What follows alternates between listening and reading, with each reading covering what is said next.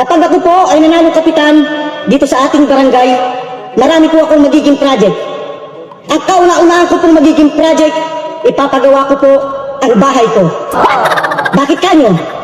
Para naman kapag binisita niyo ko sa aming tahanan, ay maganda at presentable. Hindi po ba? Ang pangalawa ko pong magiging project, bibili po ako ng magandang sasakyan. Bakit kanyo? Para kapag kailangan niyo ang tulong ko, madali ko kayong mapupuntahan.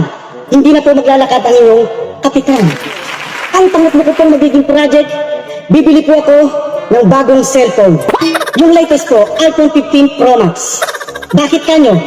Para kapag ako'y tinawagan nyo or kaya'y tinext, madali ko po kayong ma-replyan o masagot dahil latest po ang cellphone ng inyong kapitan. At ang pang-apat ko pong magiging project, ipapagawa ko po ang ngipin ko. Ipapabrace ko po or kaya ipapabiners. Bakit kanyo? Para naman kapag ngumiti ako sa inyo, maganda at hindi ngiting aso. Kaya sa darating na halalan, huwag niyo pong kalilimutan. Dating malakas mamulutan, ngayon ay malulungkulan.